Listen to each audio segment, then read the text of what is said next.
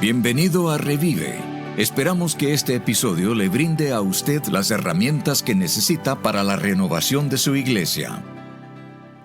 Bienvenido, yo soy el Dr. David Quiroa. Estamos en una serie donde estoy repasando el libro Yo Soy Miembro por Thom Rainer.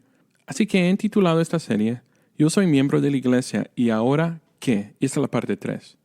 En algún momento la iglesia con dificultades ya no piensa en por qué comenzaron en primer lugar. Ponte a pensar conmigo este momento.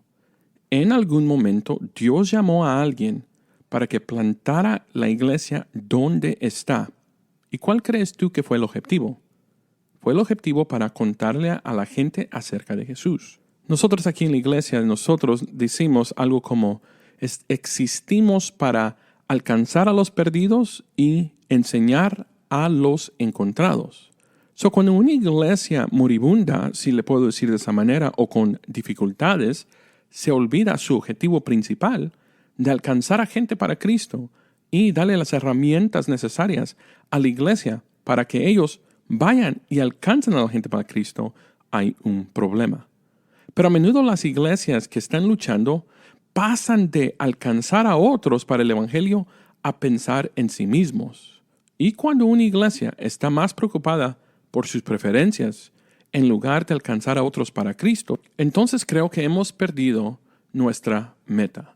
Ahora, muchas personas hoy entienden la iglesia como un edificio, pero la iglesia no es un edificio. La iglesia en sí es nosotros, tú y yo como creyentes. Ahora, déjame darte un poco sobre la eclesiología aquí. La palabra iglesia es una traducción de la palabra eclesia, es una palabra griega, que se define como una asamblea o los llamados. Así que la iglesia no es el edificio en el que estamos, sino es las personas. Y cuando miramos a la iglesia, de verdad podemos verlo en dos maneras. Número 1, la iglesia local, y se describe en Gálatas capítulo 1, verso 1 al 2, lo puedes leer a tu tiempo. Pero en esos versos vemos que en la provincia de Galicia había muchas iglesias que tenían un ministerio localizado y estaban dispersas por toda la provincia. Eran iglesias locales. Así que una iglesia local es un cuerpo local de creyentes. Es la manera 1 de verlo. También está algo que se llama la iglesia universal. Déjame parar aquí. No estoy hablando de la denominación, las iglesias universales que se encuentran alrededor de todo Centroamérica y en muchos otros lugares. Pero estoy hablando de la iglesia universal que consiste en todas partes que tienen una relación personal con Cristo. A decir, la iglesia local es nuestra iglesia a la que asistimos juntos semanalmente. Y la iglesia universal es todos los cristianos alrededor del mundo que es el cuerpo de Cristo. Mira lo que dice 1 Corintios capítulo 12, verso 13, porque todos fuimos bautizados por un mismo espíritu en un cuerpo, ya seamos judíos, griegos, esclavos o libres, y todos nos dio de beber el mismo espíritu. Ese versículo dice que todo aquel que cree es parte del cuerpo de Cristo y ha recibido el espíritu de Cristo como esa evidencia. Y todos aquellos que han recibido la salvación a través de la fe en Jesucristo, pues somos la iglesia universal. Ahora, con todo eso en mente, vamos a ver rapiditamente aquí el capítulo 3 de este libro. El título de este capítulo es No dejaré que mi iglesia se centre en mis preferencias y deseos. Ahora, de verdad, este capítulo aborda el tema del egocentrismo y el derecho en la membresía de la iglesia y anima a los miembros a cambiar su enfoque de lo que pueden obtener de la iglesia a cómo pueden servir a los demás y contribuir a la misión de la iglesia. La misión de la iglesia es ir a alcanzar a gente para Cristo. Pero cada iglesia tiene una manera en que hace eso o cumple la misión. Mira cómo es que tu iglesia está cumpliendo la misión. Yo creo que este capítulo 3 es uno que si lo lees y perteneces a una iglesia que es egocéntrica, puede traer un poco de convicción. Y mientras estaba haciendo mi estudio sobre este capítulo, también leí unos artículos donde había gente que estaba no feliz con este capítulo. Pero yo digo que si la piedra pegó duro, entonces debe haber una razón por qué. Así que hoy solo te quiero mostrar o hablar de 3 puntos que yo encontré en este capítulo, pero espero que tú lo leas por ti mismo. Thom Rainer pasó un tiempo de verdad describiendo la idea de venimos a servir y no ser servidos. Ahora, el capítulo de verdad enseña que al igual que Jesús que vino a servir, no a ser servido, los miembros de la iglesia están llamados a servir activamente a sus amigos en la iglesia, a otros miembros en la iglesia y a la comunidad en general. Esto significa dejar al lado los deseos personales, sacrificarse por el bien de la iglesia y, más que todo, hacer el esfuerzo a la difusión del evangelio. Ahora, tristemente, y creo que ha pasado tal vez en tu iglesia, ya sé que ha pasado en la mía, y me ha pasado cuando estoy consultando con iglesias alrededor de los Estados Unidos, hay gente que porque no están haciendo lo que ellos prefieren, no van a participar. Miembro de la iglesia, por favor, no dejes que tu preferencia no te deje participar en lo que Cristo está haciendo en tu iglesia. Yo no sé de dónde agarramos esta idea que nosotros vamos a la iglesia para ser servidos, que el pastor tiene que hacer todo, él tiene que estar en todo, que el pastor debe hacer todo. Pero la realidad, si miras la Biblia y lees la Biblia, ¿qué es el rol del pastor a la iglesia? Aún la Biblia nos dice que los pastores son un regalo a la iglesia, pero el rol o el papel del pastor es equipar a la iglesia, en otras palabras, darle a la iglesia las herramientas para que la iglesia haga el trabajo del ministerio.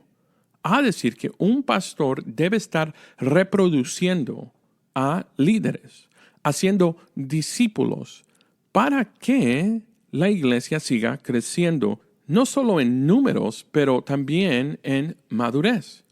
Thom Rainer nos recuerda, nosotros venimos a servir, así como Jesús vino a servir y no a ser servidos.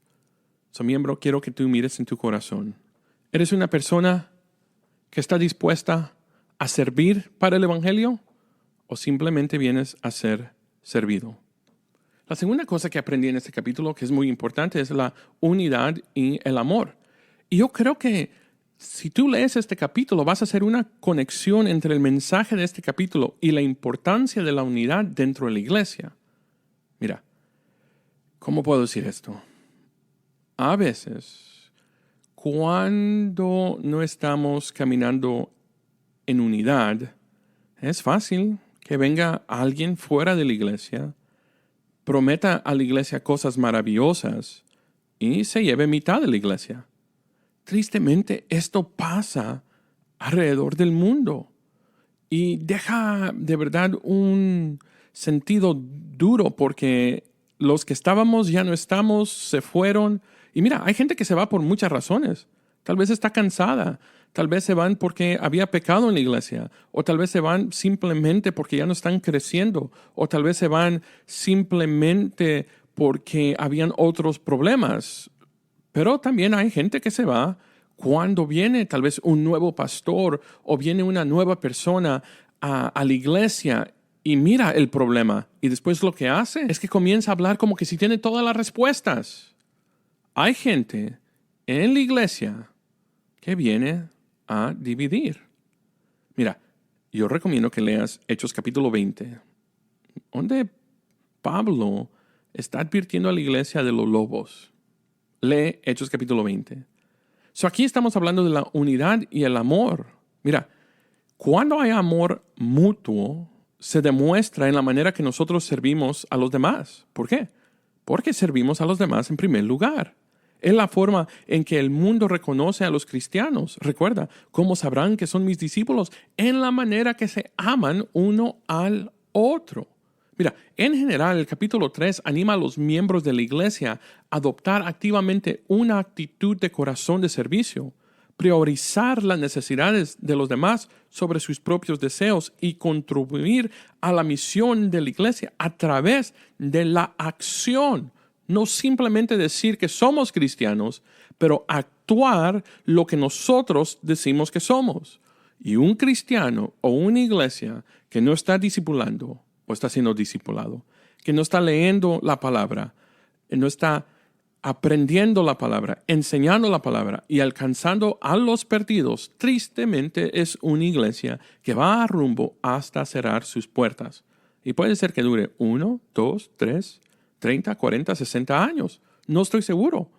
Pero si no estamos haciendo lo que debemos hacer para el Evangelio como iglesia, entonces, ¿qué es lo que estamos haciendo?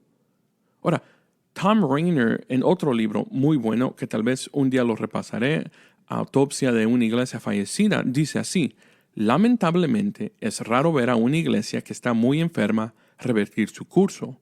Con el tiempo, las iglesias pasan a la etapa terminal y finalmente mueren, termina la cita. Cuando la iglesia ya no se enfoca en gente de afuera y solo en ella misma, o pone sus preferencias en ella misma, el estilo de música, de adoración, el estilo de servicio. Aún, yo he tenido a gente aquí que me dice que los servicios en una iglesia latina deben ser 3 horas. Hasta un señor una vez me dijo que el edificio de 3 horas es el lugar donde se mueve el Espíritu Santo. Y yo le dije que yo pensaba que el Espíritu Santo ya estaba aquí porque es omnipresente. En realidad, cuando hacemos las preferencias, el enfoque, entonces, tristemente, en muchos casos, Dios ya no es el enfoque. Mire, las iglesias moribundas gastarán todas sus fuerzas para mantenerse abiertos, aún salvar el edificio, en lugar de orar y pedirle a Dios una dirección clara. Y tristemente, iglesias moribundas buscarán ayuda solo de aquellos que estén de acuerdo con ellos. Pero déjame hacerte esta pregunta. ¿Te gustaría ir a un médico que solo esté de acuerdo contigo en todo lo que tú haces, en vez de decirte tu condición real? Mi oración por ti hoy es que no hagas la preferencia lo principal de la iglesia, sino que lo principal de la iglesia debe ser cómo llevar el evangelio a la comunidad que está alrededor de nosotros y cómo podemos darle las herramientas y equipar al pueblo que está dentro de este edificio. ¿Por qué? Porque cuando tú y tu iglesia están saludables, entonces tú y tu iglesia pueden alcanzar a tu comunidad con el evangelio. Gracias por escuchar a Revive. Asegúrate de suscribirte a este podcast. Nos encantaría saber que eres parte de la familia. Si este episodio te resultó útil, compártelo. Para aprender más sobre la revitalización y replantación de la iglesia, únase a nosotros cada semana.